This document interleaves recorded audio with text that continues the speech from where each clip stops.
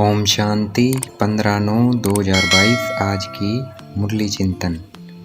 बाबा ने कहा है, दुख के घाट पर बैठ, टावर ऑफ साइलेंस और टावर ऑफ सुख अर्थात शांति धाम और सुख धाम को याद करते रहो। अब तुम्हारी बुद्धि यहाँ दुख धाम में भटकनी नहीं चाहिए। तो हमें ध्यान रखना है सारा दिन कि हमारी बुद्धि यहाँ ना भटके, कहाँ रहे, शांति धाम में और सुख धाम में। हमारे पुरुषार्थ का आधार, हमारी मेहनत का आधार परमपिता परमात्मा में निश्चय है। बाप नई दुनिया की सौगात लाए हैं, इस पुरानी दुनिया का विनाश होना है।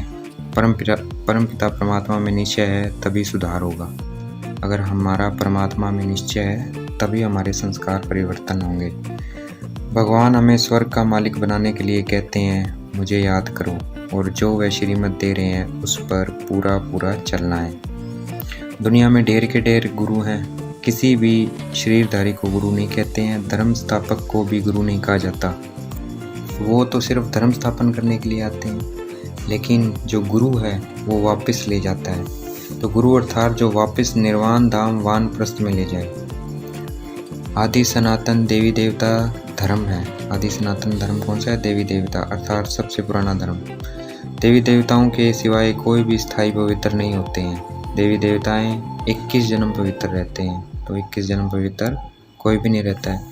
अभी सारा मनुष्य सृष्टि जाड़ सूख कर तमो प्रधान हो गया है। जाड़ में दिखाया है, आदि में देवी देवताओं का राज्य है, मध्य में रावण राज्य है, अब अंत में विनाश होने वाला है। उससे पहले नए झाड़ की कलम लग रही है। अगर कलम ना लगे तो प्रलय हो जाए। प्रलय नहीं होती है अर्थात सारी धरती जलमयी नहीं होती है, भारत रह जाता है।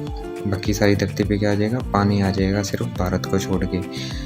बीके विनाश इसलिए कहते हैं हम, बीके विनाश क्यों कहते हैं? क्योंकि विनाश के बाद ही शांति आएगी। पवित्रता सुख शांति का धर्म स्थापन होगा। विनाश न हो तो शांति कैसे हो? गुप्त वेश में शांति धाम सुख धाम की स्थापना हो रही है। हम बीके अशुभ नहीं शुभ बोलते हैं कि शांति पवित्रता की दुनिया हो। आप भी तो मांगते हो दुनिया में शांति हो, और शांति होती है नई दुनिया सतयुग में। यहाँ शांति हो नहीं सकती है। परमात्मा बाप को कालों का काल इसलिए कहते हैं क्योंकि वह सबको साथ ले जाते हैं। सबका मौत होता है, सबकी मौत होने वाली है। सतयुग में बहुत थोड़े मनुष्य रह जाते हैं, बाकी सबकी मौत हो जाती है। परमात्मा को बुलाते भी हैं, हे पतित पावन आओ, पावन दुनिया में ले चलो, तो पावन दुनिया नहीं होगी। ये बातें किसी की बुद्धि में इसलिए नहीं बैठती है क्योंकि किसी के पास समय ही नहीं है। सब कुंभकर्ण की नींद में सोए पड़े हैं, कोई सुनता ही नहीं है बैठ के आराम से, किसी के पास समय ही नहीं है। मुक्ति में तो सब जाएंगे, परंतु जीवन मुक्ति में वो ही जाएंगे जो पुरुषार्थ करते हैं। बहुत थोड़े पुरुषार्थ करते हैं तो थोड़े ही नई दुनिया में जाते हैं। बाबा कहते हैं, आफतें आने वाली है, जल्दी से तैयारियां कर लो घर जाने की। हमें गीता पर समझाना है क्योंकि गीता एपिसोड से ही देवी देवता धर्म की स्थापना होती है। सतयुग में एक ही धर्म होता है, बाकी सब धर्म विनाश हो जाते हैं। सिर्फ गीता ही है जो भगवान ने गाई हुई है। बाबा के अवतरण का पैगाम सबको देना है, मैसेज देना है। अखबारों द्वारा, टीवी द्वारा सबको मैसेज मिलेगा कि भगवान इस धरती पर आया हुआ है। इन सब की युक्तियाँ चल रही है, बहुत अखबार वाले ये डालेंगे कि भगवान इस धरती पे आया हुआ है। अंत में सब धर्म वालों को पता चलेगा, तब वह कहेंगे, ओ प्रभु तेरी लीला।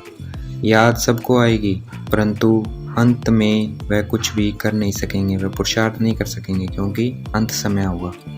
और अंत समय में हाहाकार होगा, हाहाकार में कोई पुरुषार्थ कैसे करेगा? आज की मुरली का वरदान, किसी भी परिस्थिति में फुल स्टॉप लगाकर दुआओं का अधिकार प्राप्त करने वाले महान आत्मा भव। किसी भी परिस्थिति में फुल स्टॉप लगाकर दुआओं का अधिकार प्राप्त करने वाले महान आत्मा भव। आज की मुरली का स्लोगन, संकल्पों की एकाग्रता द्वारा ही श्रेष्ठ परिवर्तन में फास्ट गति आ सकती है। संकल्पों की एकाग्रता द्वारा ही श्रेष्ठ परिवर्तन में फास्ट गति आ सकती है। अच्छा, ओम शांति। शुक्रिया बेटे बाबा, शुक्रिया।